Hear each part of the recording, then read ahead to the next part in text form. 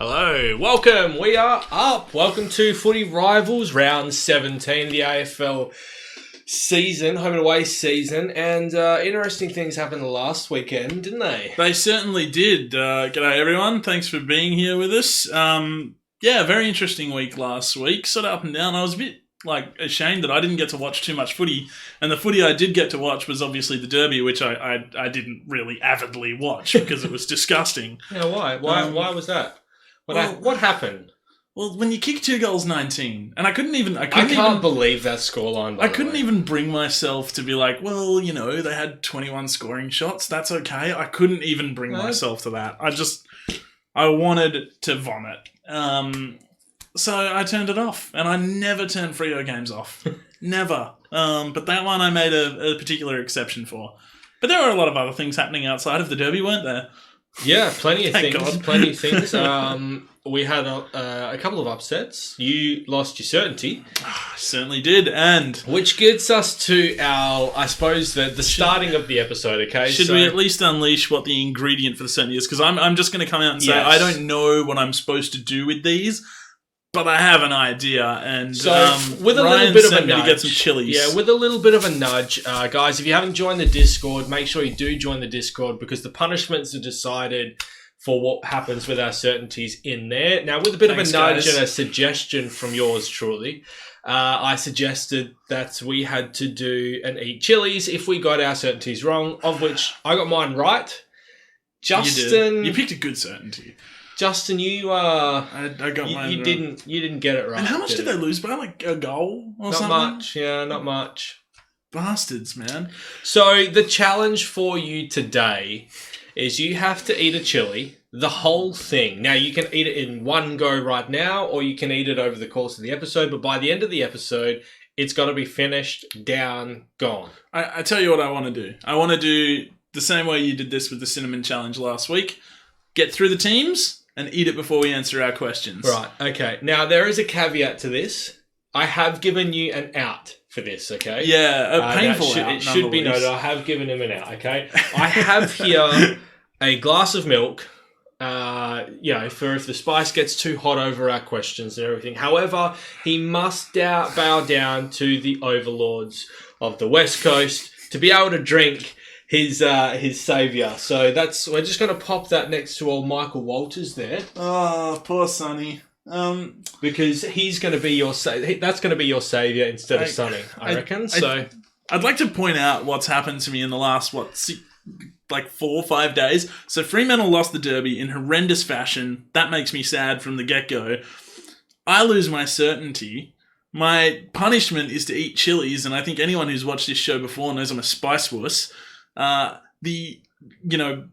with that punishment is I get a glass of milk, and I hate milk, and I have to drink it from an Eagles cup who smashed my guys in the Derby. Life is good for me. This isn't... Why did I come over tonight? I could have called in sick or anything, but here I am. I'm going to take my punishment. Hi, X, I saw you looking forward to the chilies. Screw you, man. Yeah. Camera is blurry. Yeah, I've tried out a new camera angle. I'm hoping it focuses in throughout, but it is zoomed in a bit more, so I'm hoping it's not going to be an issue. It just helps with the setup of the studio. It's studio. Studio. We'll go with studio. We like but it does fancy. look like it keeps going in and out of focus, so I may need to change that mid-episode or something, but that could be a bit of a problem. I'm sorry, forgot your name, but lol about Freya. Okay, so for those that don't know, because we do have a few newcomers. We should introduce ourselves again. Justin. I am Justin. What's your background in footy and stuff? Like, what do you do? What's your background? What's your passion? A lot of very subpar junior footy at Harvey in the country. Currently work for a newspaper covering football where I sat at all day today and got sunburnt. I'm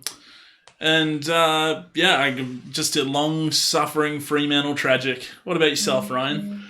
I played a lot of local footy. Went as far as doing pre-seasons with some state teams, some waffle teams. Yeah. Otherwise, I'm just a footy fan. Tragic, really. So that's us. That's us before we watch me destroy myself with chilies. Shall we get into our big questions I think that we shall. answer at the end of the episode. Yes, I think we shall. We'll Now, start with yours. Okay, you want to start with mine? Yeah, okay. I want to pose the question to you because this came up. This thought sort of came to me as I was looking at the ladder today surrounding the Richmond Footy Club. They're a little resurgent at the moment. Yes. They sit just a game outside of the top 4. They've got some really big names. Yeah, I know. After everything they've been through this year, they're still only a game outside the top 4. Some really big names returning from injury in the coming weeks. Even this week itself, they've named some big ins. I don't know how many of them will actually get into the side. And all remaining games at their beloved MCG, I want you to tell me why they can't make the top 4. Why won't they make the top 4? So I was having a discussion about this actually yesterday with my brother-in-law. Okay, but I will. So you prepped. All right, good. Yeah, somewhat. Okay. My question to you: it's not a yes or no question, and it's not one that I'm entitled to answer or anything like that. It's just a question on how you would go about things. Okay. I want you to give me a rough plan on how to fix the Gold Coast Suns. Ooh. So what are your moves at the end of the season? Okay. To get them on track, sort of thing. That's okay. Your steward due. What do you do from here? Okay. All right. I'll take that on board. Which leads me into a nice segue for one of the pieces of news that came out today. Isaac Rankine, first-year player, re-signed for an extra 2 years. So he's contracted for 4 years now at the club until the end of 2022. That is a brilliant sign. And it staves off the South Australian clubs who are actually pretty keen on getting him after his draft years. Yeah, really keen. After his draft contract. That's very good news for the Gold Coast. Well, particularly when you bring up the South Australian clubs. I mean, they if Port could have taken him ahead of Rosie, they would have done it. If he was still on the board when they picked, 100%, they would have done it. So to say that this kid's more highly touted than a guy that's actually came in and worked wonders for Port Adelaide is big. It is a really good signing, and it's actually, you're right, it is a good segue into that plan because, I mean, having him on board for an extra few years is massive for that club. So well done to them. I did sort of want to dive a little into Gold Coast without talking too much about them because I want to answer my question. Yeah. What's the go with the weekend? Did they just we've been big on them at Metricon, and they just got absolutely smacked. I've actually decided now because they've lost 10 games in a row, and every single week especially when they're up in Metricon, I'm always probably the biggest advocate. I think you're big on them at Metricon, saying that they're pretty good at Metricon. I'll tip them in. I've backed them in every single game that they've played at Metricon. Yeah, and clearly, statistically, they've let me down. Yeah. I'm not backing them in at all for the rest of the season. Is it just a matter of the season's just going on and they're just not keeping up with everything? Isn't that what it is? I think they're in a mid-season slump. They will pick back up. It happens with a lot of young teams. They just go through in the middle of the season a bit of a downtime, and then they just kind of end the year off pretty well. Yeah. It gives new false hope for the following year. It always happens. I was super upset. No, not super upset.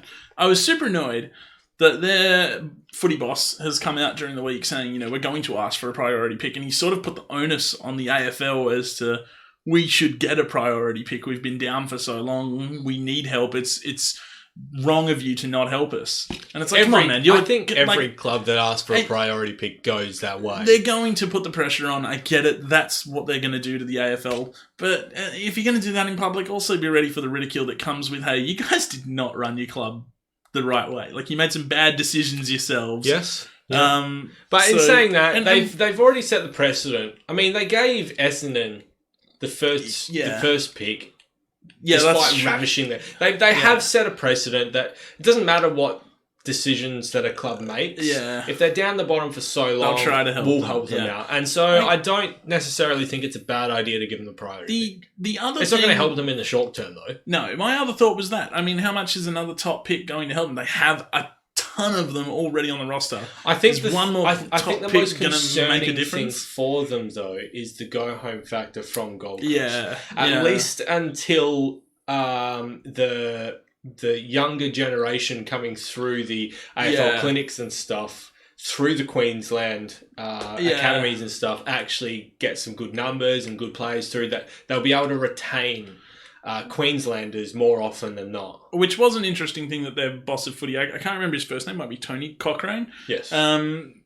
That he brought up was like, we have good numbers here in Queensland now, but we're still waiting a few years to get them through the ranks. So whilst that happens, I don't think it's a bad idea to give them some help. I don't hate the idea of them actually having a priority pick. I just hate the wording. And I know, like you said, they're just going to put that on the AFL because that's the general way. I just hate the wording that it's like, hey, you need to help us out. It's like, well, come on, help yourself sometimes, man.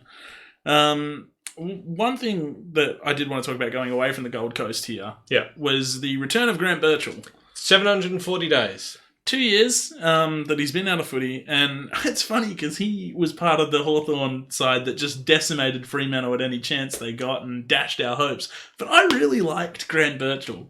He was one of the few on that team that I was like, I really enjoy watching him play footy. Actually, because he was going to be playing from round one and then he got injured before round one and it set him back on the comeback. I had him in my fantasy team. Yeah. At the start of the year. Yeah, I really liked the way he played his footy. I don't think it's a far cry to say he'll actually step in and be quite effective again. Like, he's had a long time out of footy.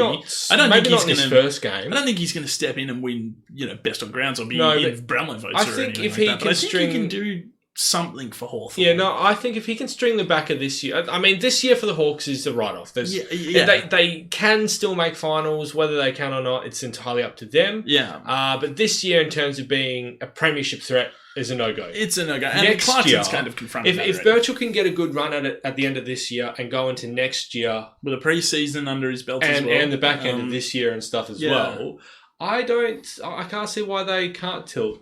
No, and to be honest, another interesting piece of, I guess, not news, but speculation was that they were interested in Hugh Greenwood from Adelaide. And I think that would actually be quite a nice addition to their midfield with Tom Mitchell coming back. Mm-hmm. So you've got your stars in O'Meara, Mitchell. Well, what that does is Warple's coming through, and then you really add a bit of grunt as well. Yeah. So that brings Mitchell in to do the dirty work in the contest. Yeah. That brings Greenwood in to do the dirty work on players, the hardness on players.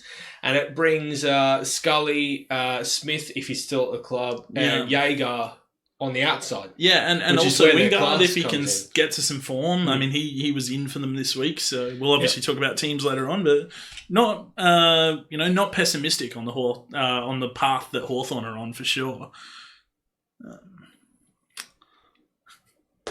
There's chat going on in there about the cricket and stuff. Yeah, keep us updated on the scores. Is it Andrew, are you watching? Keep us updated. I think Hayek's Australia was doing quite poorly. Yeah, in the Discord, Hayek's was keeping us informed.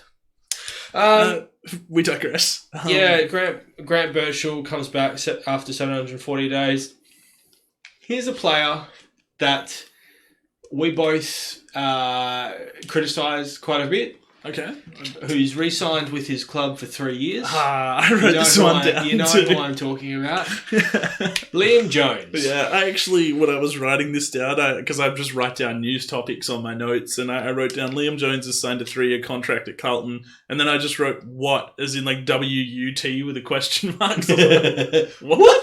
Why does he get 3 years? Yeah. I would be happy to keep him on 1 year contract. Yeah, maybe something just minimal. To keep pressuring him to play well. Yeah. I feel like he's the kind of player that if you give him a long contract, he'll grow a bit stale and very comfortable. Yeah. And then in his last year, he'll go, all right, I need to earn another contract. Yeah. I still feel like he's hampering the development of Wiedering. Yeah, definitely. I think Casbolt could probably play his role better. I feel like they have options that if they were to look long-term, all right, so they're looking long-term when you're signing contracts and going, is Liam Jones... When you sign someone to a 3-year deal, you view them as a part of your future. You see them as a part of that, of what you're doing.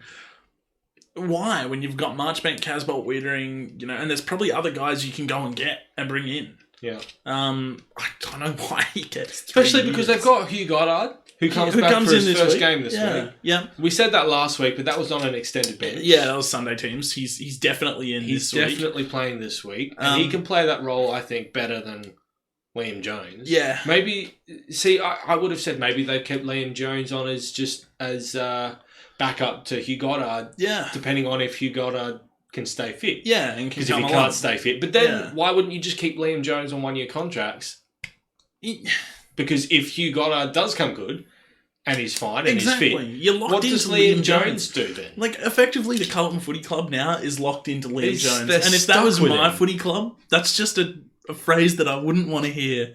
I did want to ask, as we're on the topic of Hugh Goddard, to segue into another debutant with Ian Hill for the Giants. I specifically wanted to ask, which of those two is more significant to their team this week? Because the Giants need to turn things around, and Hill's excitement up forward, and he's maybe a little bit of X factor. Carlton need to sort of get something from Hugh Goddard because they're missing Wiedering goes out and Marchbank both go out. Yeah.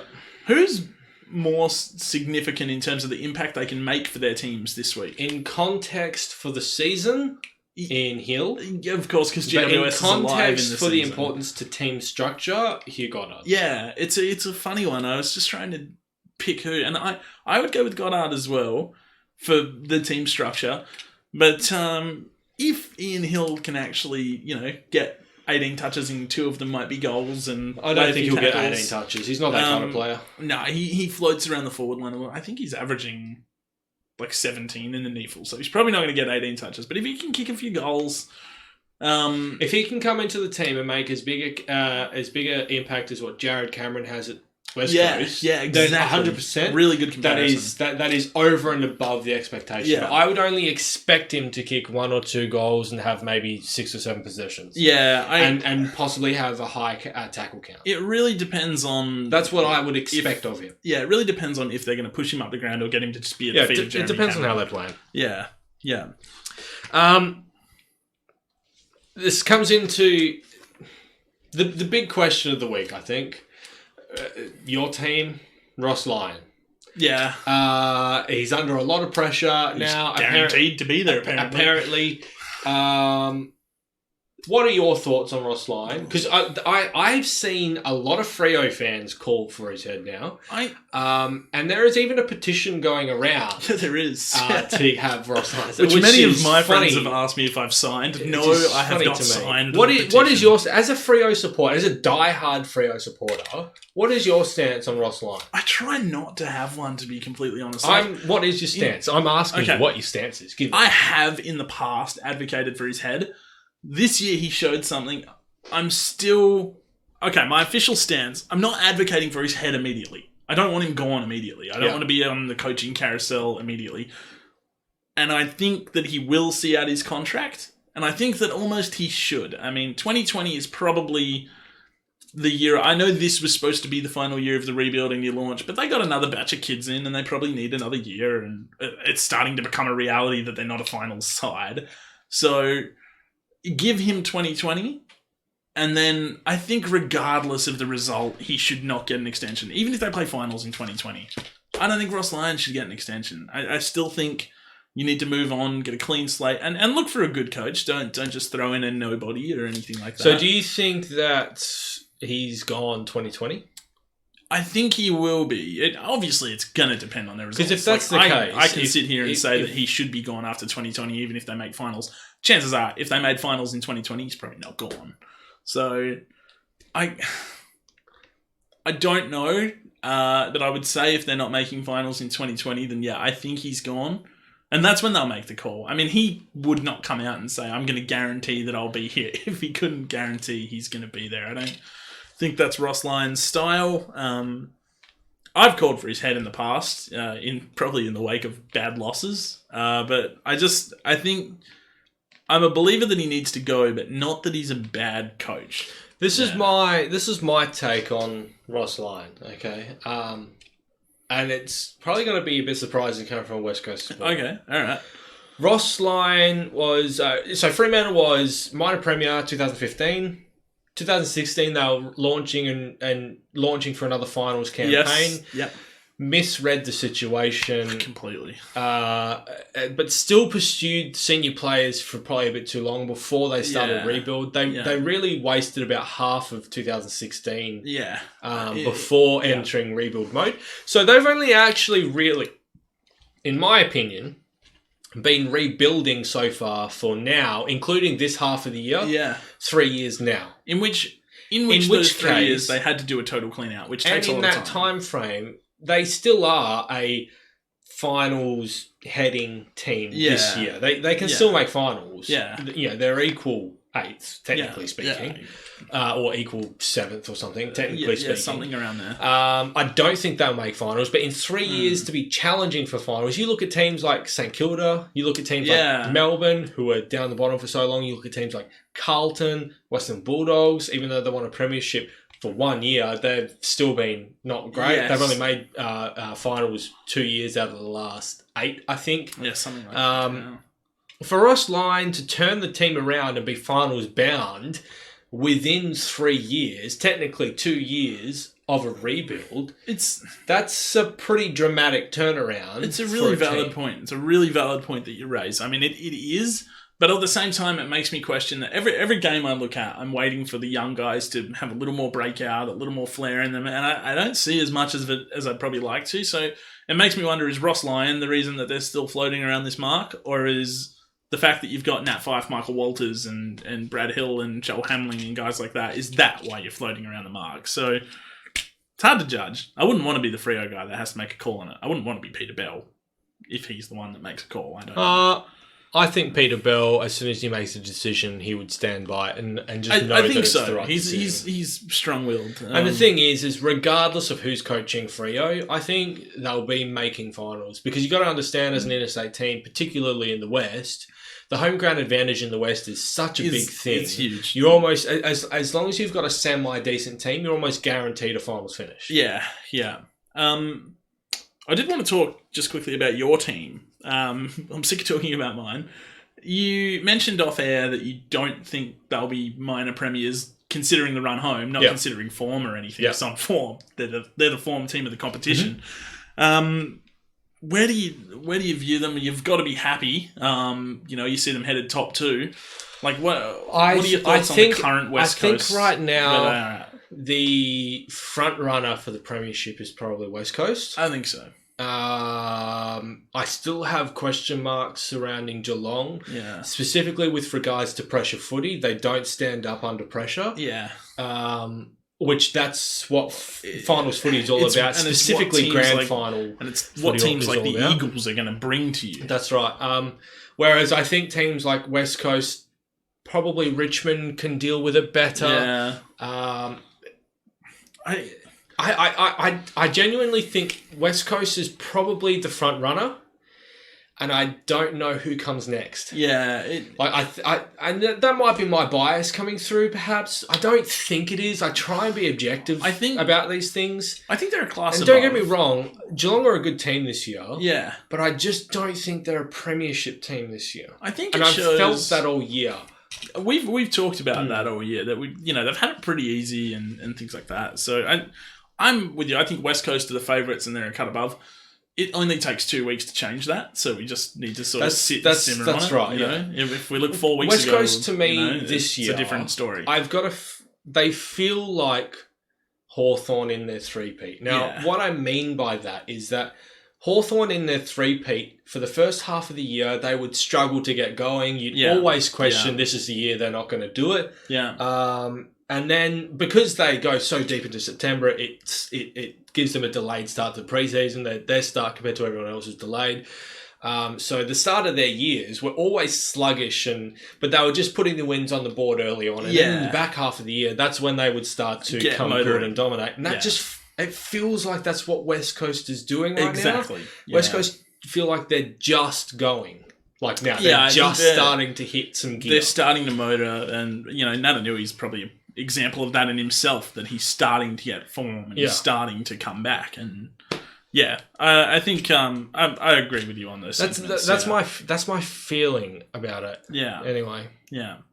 Should we get to the games? Are we running? Probably. Bomber Phil asked about Collingwood. Collingwood are a tricky one at the moment. They've been quite out of form. Like, I suppose they're a bit like West Coast in that I think they were in good form at the start of the year, but for the past 2 months, I reckon they've been out of form but still winning games. They've lost 3 of their last 5? I think something. They're not in good form right now. And I don't see, as we come into the games, I don't see tomorrow night changing that. I tell you what concerns me about Collingwood, just while we're on them, is the struggles that they're having at the moment aren't necessarily form-wise. Obviously, it's turning into a form struggle. But what their struggle is their structure. They don't know what to do with Mason Cox. No. They don't know what to do in their They forward look like line. they're playing footy like they were 2 years ago. And they haven't been able to figure that out for about a month now, which makes me skeptical on what they can do moving forward. Ben Reid was the problem. Yeah, potentially, yeah. They had two tools or 3 tools in their forward line, and they weren't using Cox as the focal point. No. I think they need to get back to... They played their best footy when they played like Richmond, and Richmond played their best footy when they focused on Rewalt. Yes. But didn't rely on Rewalt to grab the ball. Yeah. Just bring it to ground, let their small forwards do the work. Right? Yeah. Richmond haven't been playing like that this year. They've been relying on Lynch to mark the ball as opposed to bring the ball to ground. Yeah. I think Collingwood need to get back to relying on Mason Cox to bring the ball to ground. If he marks it, that's cool. Yeah, don't rely on him to mark it. Yeah, bring the ball to ground and let your smalls do the rest of the work. That's why Josh Thomas is so out of form. Yeah. That's why a lot of their smalls are so out of form, is because they're relying on their bigger players to actually clunk the ball. They need to get active again instead of bringing it to ground. If they can get back to that kind of form, then they will come back into the premiership contention. I think they got the talent to. There's no doubt about that. So yeah, how do you think they go on Friday night, tomorrow night, where West Coast takes on Collingwood at Optus Stadium, 6:10 p.m. WA time? My concern here... Sorry, you go. Is West Coast is basically full strength. Yeah, this is the thing. That Inns are Cole and Kennedy out. Goes Duggan, injury, unfortunate. Archie, not in the best 22 anyway. Me and my brother-in-law and I were talking last night, and I said to him, the only player not currently in our team that would be a walk-up start is Liam Duggan now. Yeah. There is no player outside of the team that would be a walk-in start. So they are fielding, effectively, their best. Which means you can lose a guy like Duggan, or you can lose 1 or 2 guys in your best 22 and still feel super comfortable. Because there are teams at the moment that are playing 13 players of their best 22 or something like that. So on the flip side, Collingwood brings in Greenwood, Noble and Crocker. Out goes Scharenberg, Thomas, Dacos. I don't see this going Collingwood's way at all. No, not with the way West Coast are playing. And not with the way that they're playing at home either. Particularly. Yeah. I think this could... I mean, so West Coast and Collingwood have played against each other for the last 4 times. And Collingwood's lost all of them, but by no margin bigger than 19 points. Yeah. Which I think was the margin in the qualifying final or the round 17 match last year. Something like that. I'm not sure, but they haven't lost a game to West Coast by a margin bigger than 19 points. Yeah. I think this will be the game that blows that out. Hayeks has also just commented and said that Collingwood don't kick big scores. This could be a blowout. I agree. See, West Coast don't kick big scores this year either. Their margin before the Freo game was 82 points. Yeah. But as I was saying before, they look to be hitting some form, especially with Nick Nat in. Nick Nat completely changes the way that they play. It's much more attacking. Who are Collingwood's defenders to take on Kennedy Darling? Because I'm actually looking at Jack Darling thinking, could Jack Darling have a big game? Yeah, I think Darling's going to kick a bag. Could he have a big game here? Yeah, I mean, who's going to go to him? Maybe, I don't even know. Collingwood defenders. Guys, hit me up. It's a good question, actually. I'm just trying to think. They might have a... who's the Bulldog goal player? Roughhead. Yeah, so Roughhead... Potentially Roughhead, yeah. Would probably go to Darling. Yeah. But Roughhead's not their main key defender. He's their second key defender. I have one I'm totally forgetting about. Bummer doesn't know, so... The chat's not helping us. Who cares? Darling's kicking a bag then. If we can't think of them, Darling's kicking a bag. Maybe Roughhead goes to Kennedy. I'm just trying to think. Is it Darcy Moore? Maybe. But if you lock down those two, I then think Oscar Allen gets off the chain. Yeah, potentially. Yeah, maybe. It's such a tricky one. I did like bringing Isaac Quainer into my fantasy side last week. I was pretty happy with that. He hasn't been dropped. And he hasn't been dropped, so I'm keeping him in. Had a win last week, which is unusual. West Coast for me. West Coast for me too. Yeah. And probably by a big margin. What kind of margin are we looking at here? I think, given that West Coast don't kick massive scores themselves, like you said, maybe 7, 8 goals, something like that, where it sort of blows out a little at the end.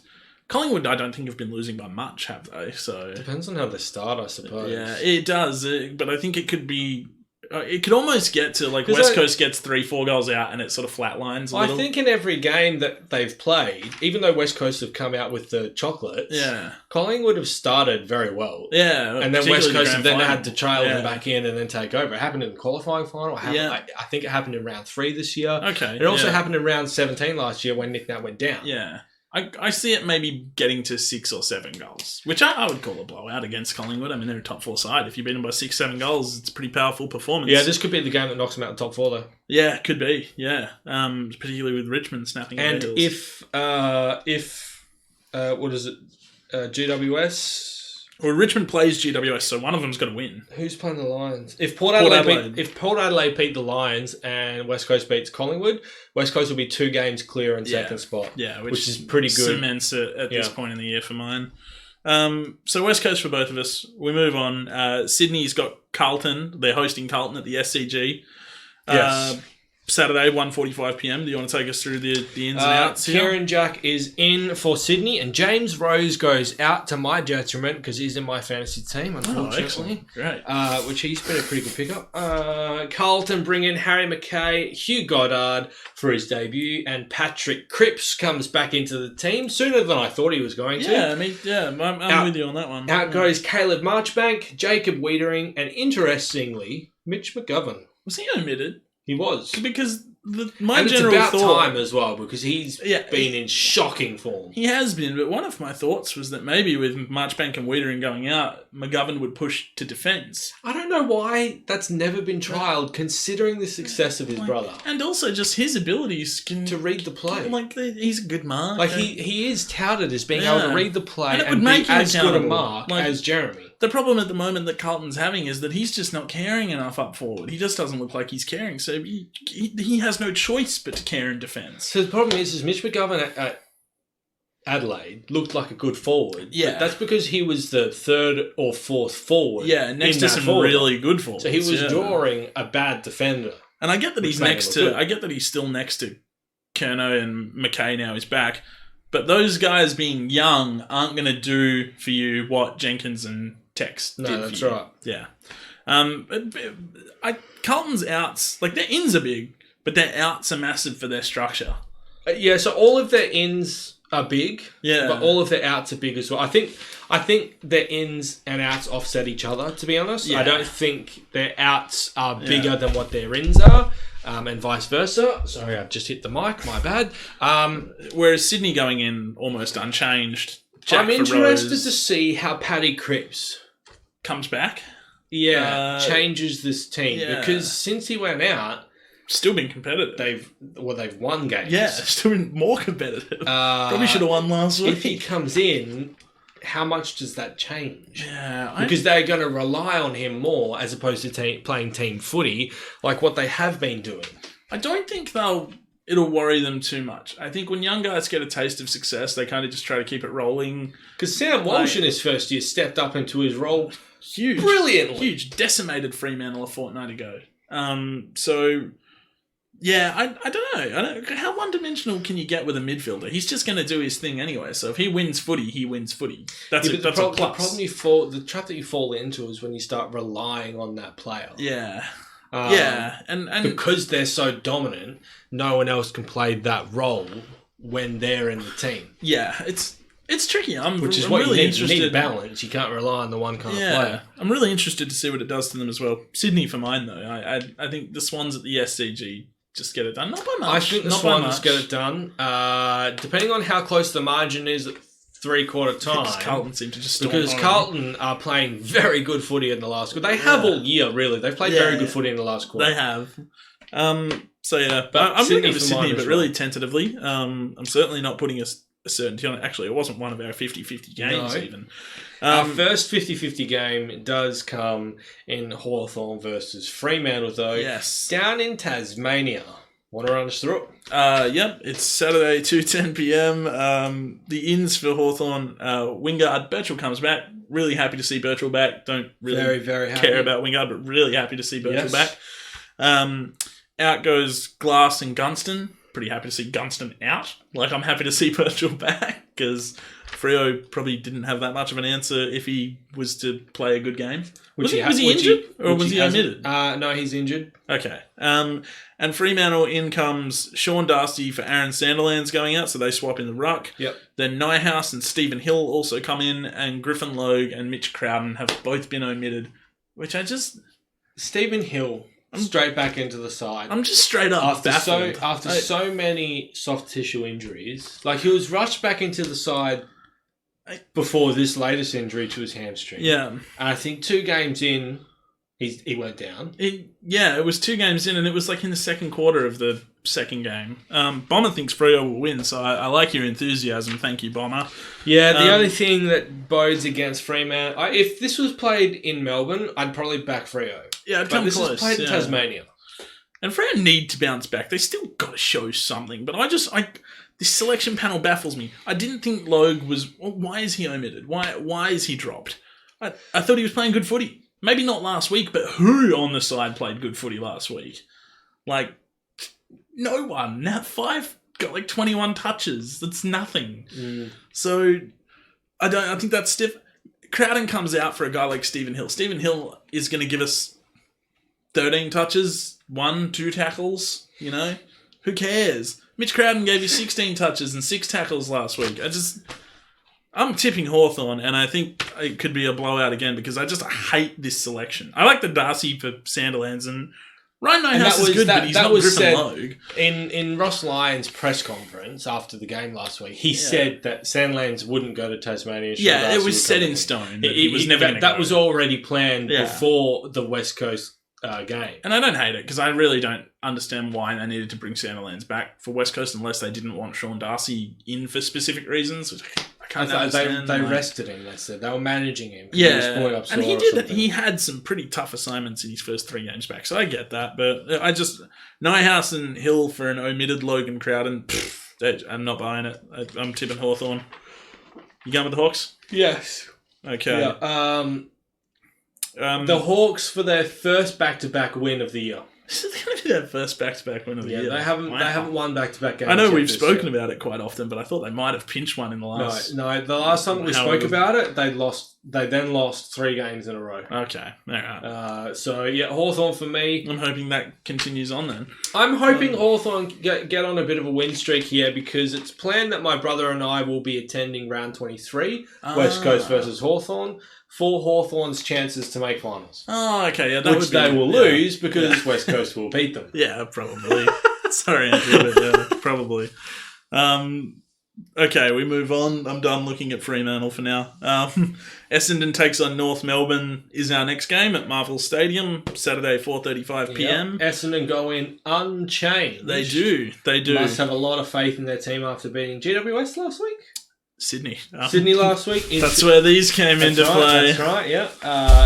Excellent. I tipped Sydney to win that as well, but it was not my certainty, so I'm not upset. You wanted it as your certainty. I was upset that you got it just before let you me. have it. Now I'm not upset. North Melbourne brings in Curtis Taylor and Jamie McMillan, and out goes Luke Davies, Uniacke, and Sam Durden. I don't think the list changes really affect North Melbourne too much. I think they probably benefit them. I think getting Jamie McMillan in is a good thing. We said that this was a 50-50 game. This game is actually looking really interesting, because it's super interesting. Essendon's winning form the last 2 weeks makes it really interesting.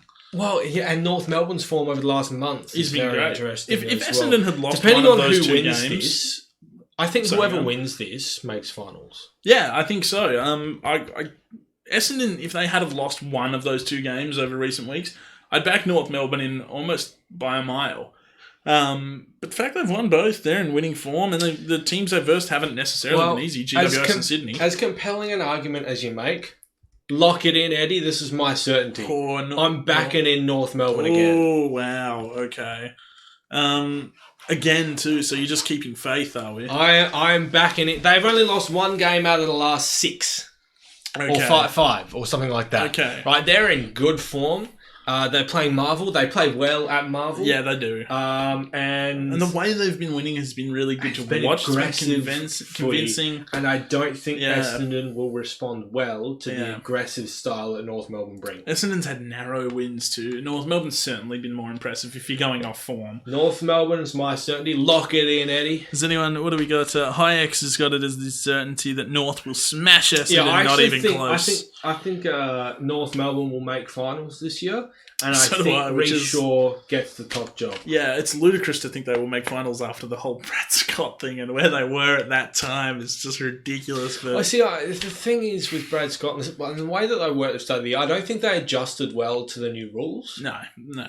And their player placement in the team just felt weird. It was to me. wrong. Reshaw has rejumbled a few positions and what players put do. players back into their proper positions. Yeah. Jack Zeebel's move back into the midfield.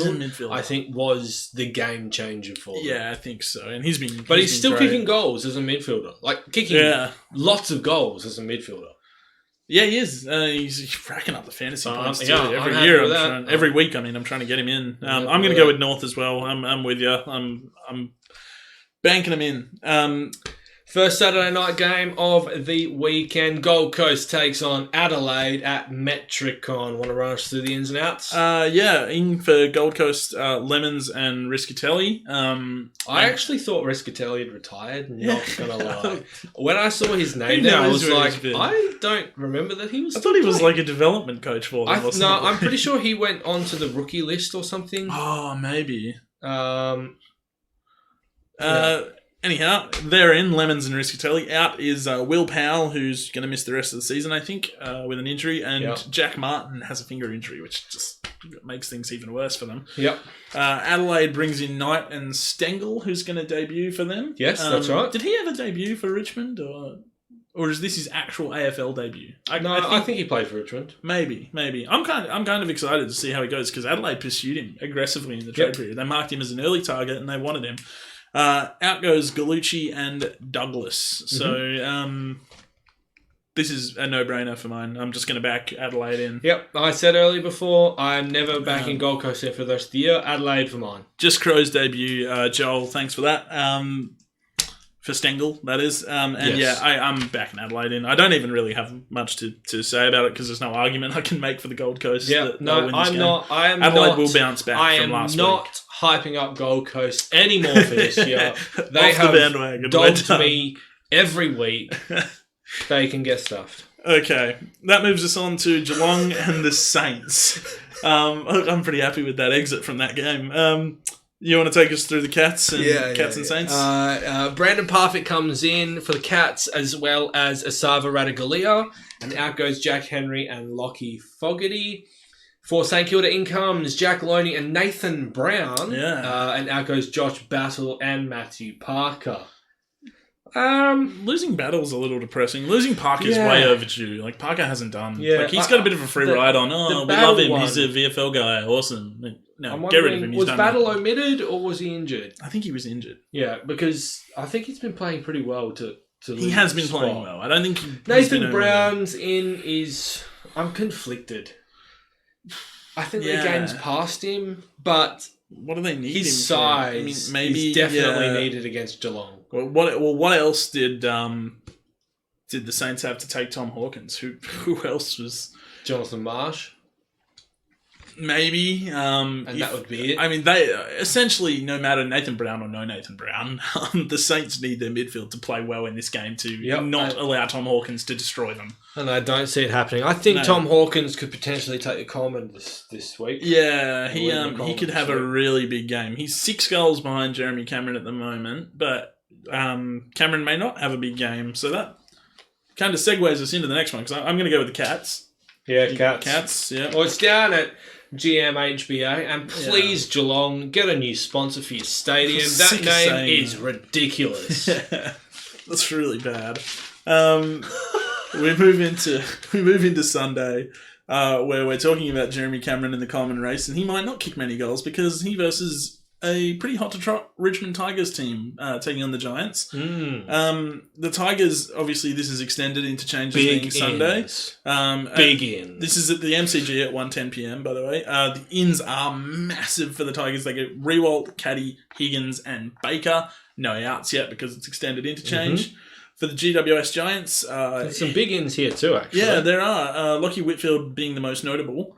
And then you've got Hill to make his debut, Stein, Bunting, Lloyd, and Flynn. Yep.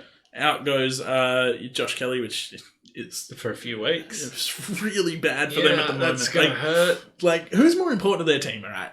Whitfield. Josh Kelly, or... No, I was going to say Josh Kelly or Stephen Coniglio, because Coniglio escaped injury, and Kelly got stung with one. Cogs. More important. I think so too. I don't think Kelly's at the level of Cogs. Maybe in a year or so. I don't know. Like I think Coniglio more so because of his pressure around the ball. Yeah. Kelly is a nice outside. Yeah. He's a nice polish, but you need that inside grunt to be able to have that polish. Yeah. That's why Cogs is more important. And Whitfield can be that outside polish. Yeah, exactly. So replacing Whitfield with I think a Kelly for Whitfield is a like-for-like replacement. Even though they play different positions, I think the exit out of the half-back line is more important than the polish around the midfield. Taking nothing away from Josh Kelly's importance. Oh, no, 100%. Like Josh Kelly is a gun. And there is not a worse time that they could have lost him. I'm going to go with the Tigers in this game. I think if Riewoldt comes back, is he like a certainty to come back, or is he like from what I saw, he's definitely coming back, but he's not 100%. Okay, he's not feeling 100%. But I'll still take a 70% Riewoldt. I'm surprised we came up with that number together. We didn't even speak about this at all. Is a much better prospect than not at all, because absolutely he becomes the main target. Yeah, I think he should. Thankfully, because Lynch is not a great main target. Yeah. Because the way that Riewoldt plays, he just goes at the ball whenever the hell he wants to. Yeah. Which is all the time. Yeah. And he brings the small forwards back into the game. Yeah. And Richmond desperately need their small forwards in the game. And those small forwards could be Caddy, Baker, and Higgins, who are also fellow ins. Yeah. And it only benefits Rioli. Yeah. And those types who have been out of form all year because they haven't had Riewoldt bringing them the ball. Yeah. Huge. I'm going to go with the Tigers because it's at the MCG and GWS suck there. So...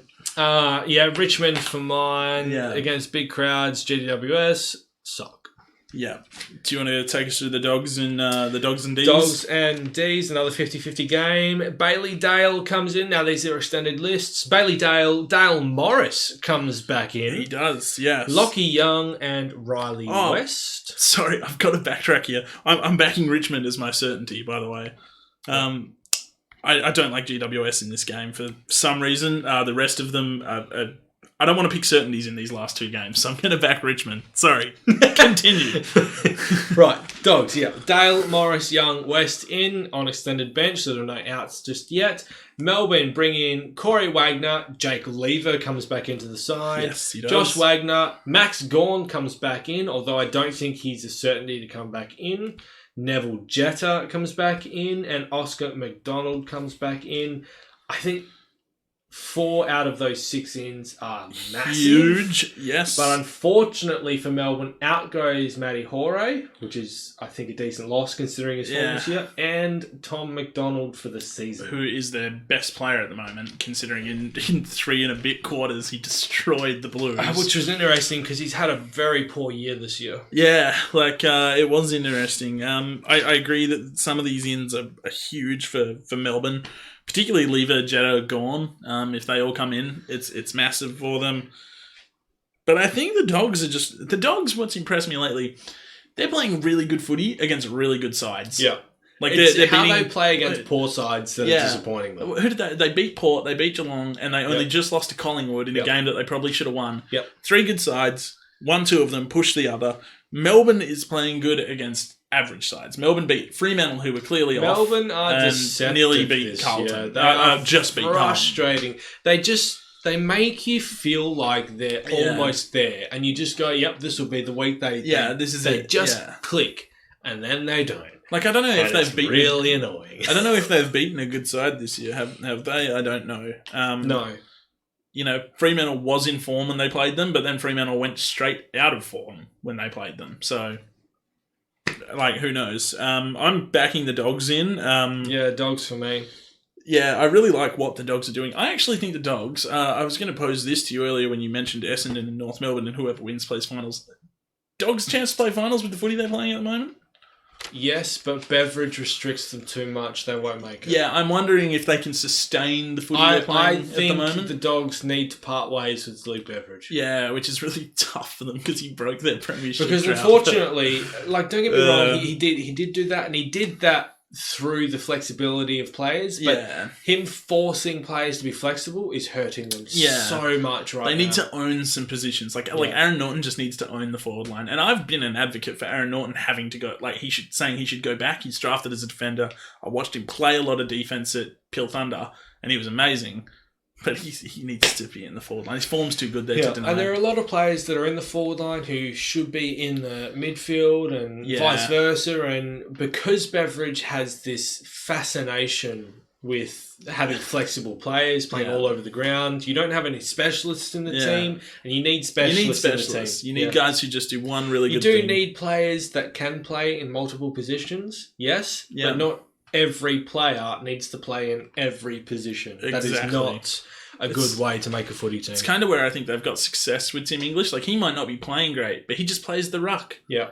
It's a good thing. As well as he's probably the most talented young ruckman coming through. Yeah, exactly. It's going to be interesting to see him go up against a Gawn that's got to come back off injury. Yeah, I think he'll get monstered. I don't think it's going to be great for him. It's going to be interesting. What is interesting, though, is did Campbell end up playing last week? I don't know. Did he? Because he was on the extended bench, but I don't know whether he actually played or not. I'm not sure. I didn't catch the Dogs last week. I didn't really get to see any games, so yeah, I didn't see much at all. I get to listen to games, some games, not a great deal, unfortunately. I have to watch highlights and stuff and read match reviews and whatnot to be able to get a taste for the game. Dogs for mine. Dogs for me as well. So we're tipping pretty similar this week. I don't know if we've got any that are different yet. Have we? Did you go? You didn't go with Fremantle. You went with Hawthorn. Yeah, we've tipped the same every single week. Maybe this game changes it up. Maybe this game changes potentially. Last game of the round: Port Adelaide versus Brisbane in Adelaide. This is a very big game for both teams. Huge for both teams. Brisbane are in the top 4 right now. Port Adelaide. Who'd have thought that at the start of the year? Gobsmacked. But Port Adelaide should count their lucky stars. They're at home. Because if this was at the Gabba, I think Brisbane would probably romp them. Yep. This makes the emotion in this game is not it. There is no emotion in this game. No. So what Port Adelaide rocks up now? Yeah, that's the thing. They're Kane Corns, and I don't like quoting Kane Corns. I don't care very much, but he called them a response. What we should say is some former Port Adelaide player, some dude who's affiliated with their club, some failed firefighter. He said they're a response-based footy club, and I tend to agree with him. They play on a lot of emotion. They do. I think they're gonna win this game.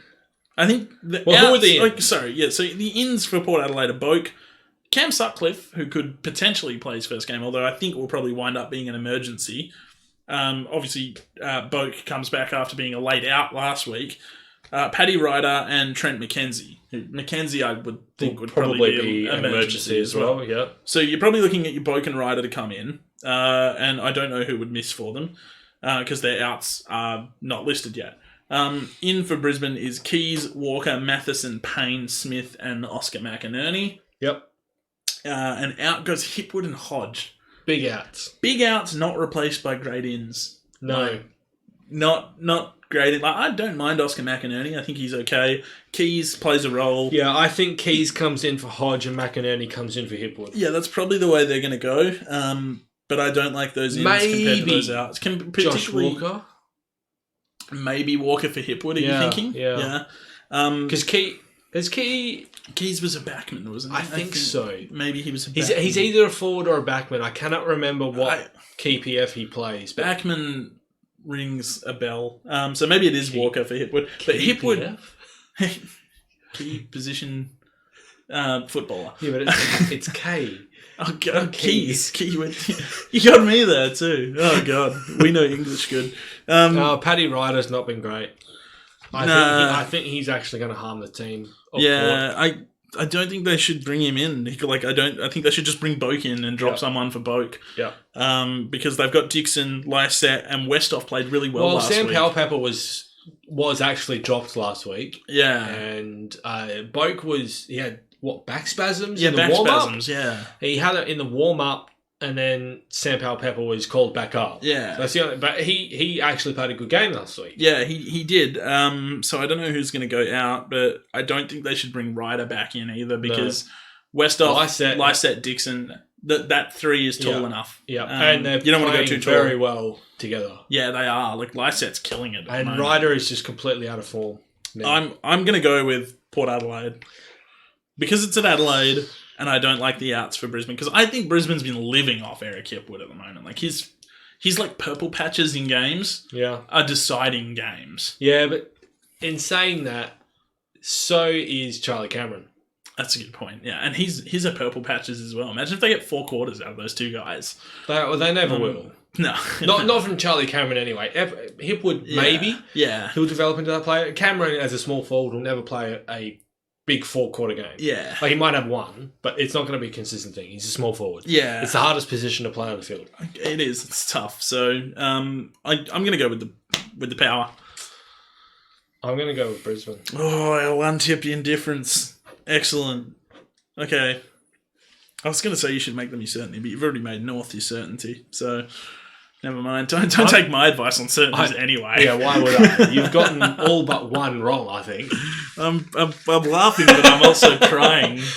Next year, when we actually start the show back up and we do our tips, we're going to be doing a proper tip competition, and we're going to be keeping a proper certainty thing going for us as well. I think the plan for next year is we're going to do like a channel $10 like bet or something where we agree on stuff, and then the proceeds of that will go towards gambling addiction charities or whatever the case might be. But next year we're going to do a lot more with these. We've got a lot more interactivity with this stuff. Speaking of interactivity, before I answer questions, is it time for me to do this? It's time for certainty punishment. Oh, wow. This is going to go. You guys might not even want to tune in. This is going to get ugly. Let's go. Here we go. What do I have to do? Like, explain some stuff to me here.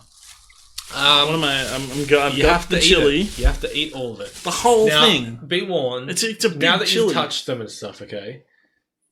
Please don't touch your eyes and stuff like that. I've got the safety goggles on here.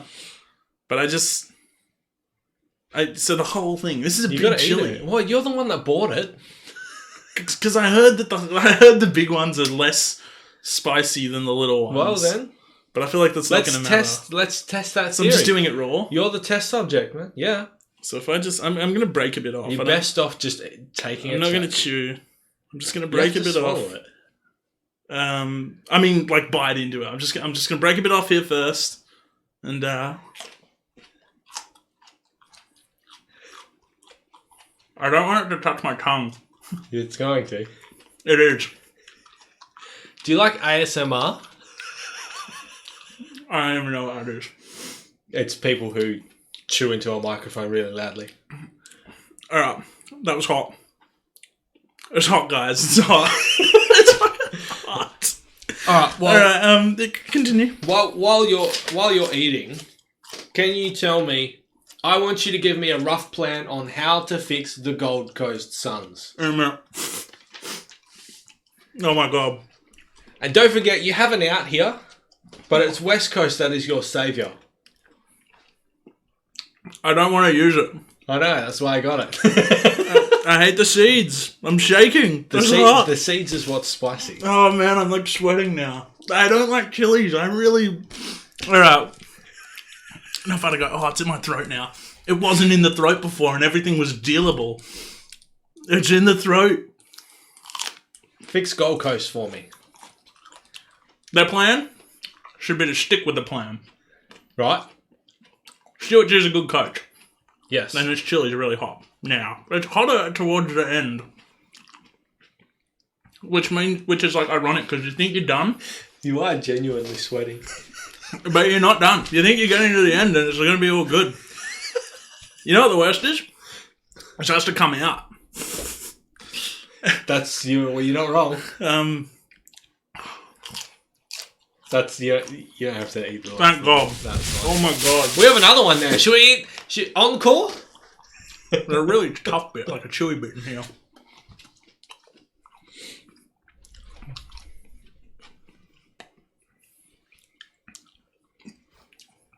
Alright, my mouth's on fire. Oh God. Give me the West Coast cup.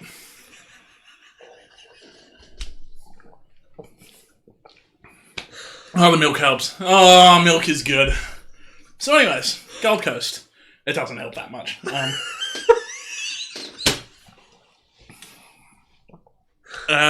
Oh, far out. They should stick to the plan. I'm so happy I suggested that. It's really super hot right now. They should stick to the plan. Stuart G's a good coach. Isaac Rankine re-signed. It's a good signing. Keep bringing in young talent. I really don't know what else they can do. Yeah. Except wait until the basis of football in Queensland is better. Yeah. Until then, I'm not sure what they actually can do to what do battle they, through. what do Maybe they do bring in this some trade better season? senior guys. Yeah, what do they do this trade season? Who do they look at bringing in? I don't care what position they're in, but just bring in some better senior guys. Because right now you have none. Yeah. Like no good senior players. Except like your senior player is like Swallow, who's been there the whole time. You need someone to come in from a different program. Like bring in someone like Jared Ruffhead or something like that. Yep. And just teach the kids how to play AFL football.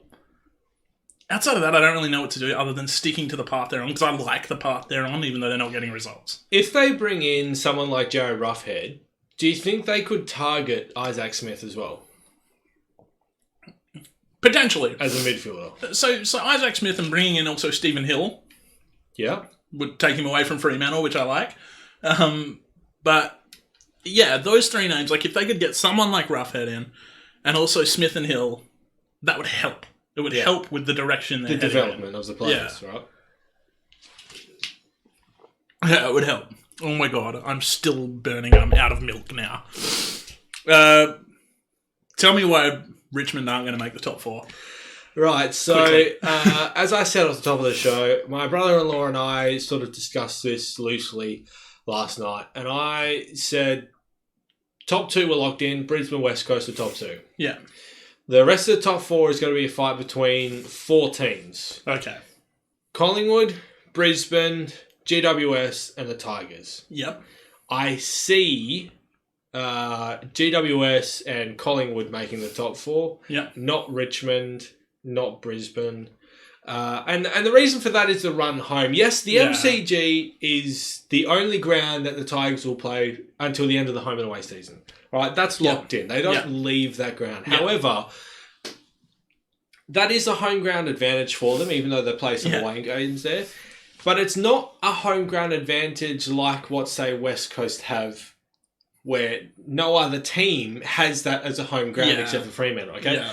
Most of the teams that they're actually playing at the MCG use the MCG on a regular basis. Yeah, that's true. So it's not a huge advantage for them to be playing at the MCG every single week whilst they're trying to push for a top four. Now, they did have a tremendous win streak. Yeah.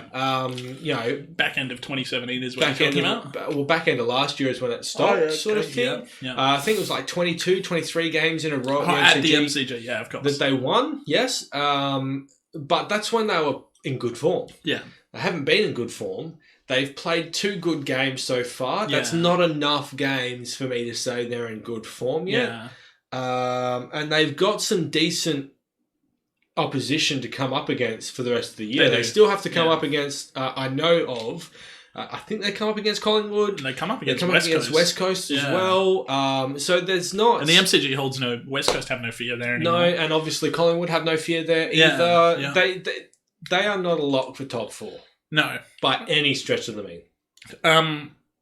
I believe I have to argue that they are. That they are, yes. My arguments have really already been said. They're at the MCG, and I think they're in good form, and they've got massive names coming into the side. I think Riewoldt changes things up dramatically once he hits his stride. The problem for me with Riewoldt is he's not 100% yet. And I just wonder if bringing him in under Dunn and rushing him Will back... that hurt them more? That's my concern. Yeah. I'd much rather... Like, don't get me wrong. I know we said before... Yeah.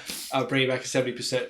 And it does. Riewoldt, If it was a grand final or a finals game, I'd be on board with this decision 100%. Yeah.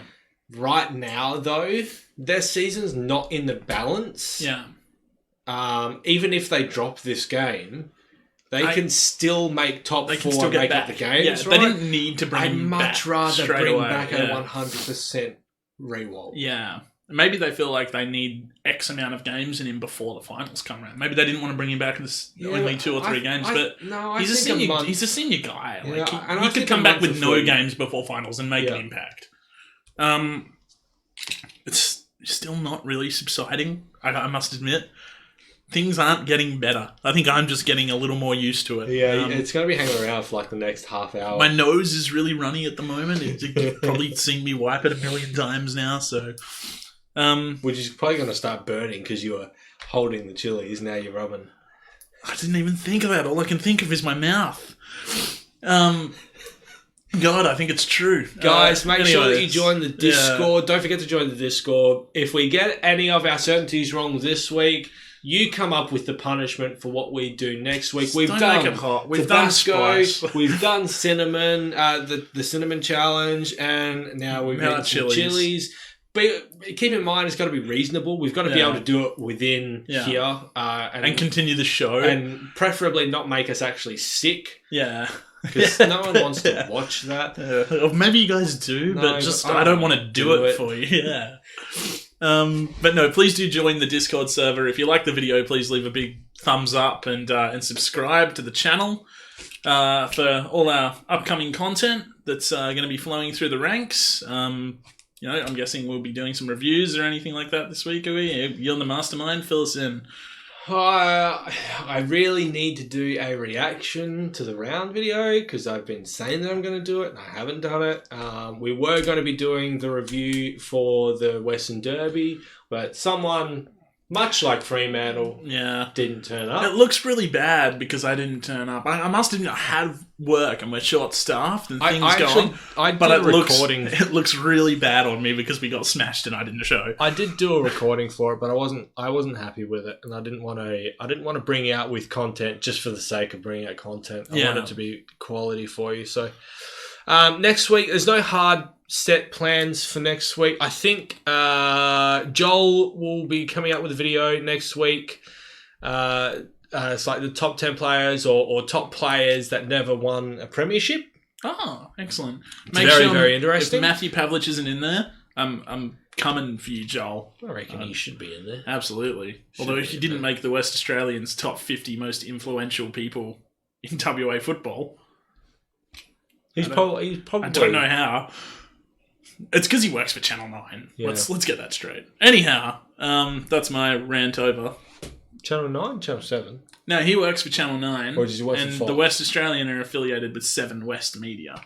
And they ran their 50 most influential people in WA footy. Yeah, but isn't he a special commentator? Or is that for Fox? That's for Fox. Yeah, right. And then he does like a weekly show with 9 News or something. I don't watch TV. So. Yeah, no. I don't actually watch him because as much as I love Pav, he's kind of boring in the box, like in the commentary box. So, yeah. We digress. Yes. Please do all those things we told you about subscribing and liking the video. Yes, they're all down below there. Yeah. And this VOD will come out in a couple of hours once YouTube does its thing. So make sure that you do all of those things as well. There are a couple of projects in the line. I won't tell you what they are yet, but stay tuned. Make sure you subscribe and ring that bell to receive notifications when that content does come to you. It's going to be very interesting stuff in the next few weeks. So... yeah, and obviously we've still got this show here running. We do have a watch party coming up on the 17th of August. We do. I think it's Freo takes on the Bombers. Yeah, something like that. It's a Saturday night game, isn't It's it? round 22 Saturday night. I think it is Freo I Bombers. think it's basically to determine, probably, I reckon, who will make finals. Hopefully Freo can win some games, so it'll be interesting to watch me carry on like an idiot. That will be our next watch party before the grand final, I think. So. Yeah. Thank you very much, guys, for tuning in. And as always, you have a great time. And hopefully all of your tips and footy trades and everything go well this week. And I'm hoping for a good certainty coming my way. I'm hoping for just it doesn't even have to be good. I just want to win. But thanks for watching. And this has been your AFL Access.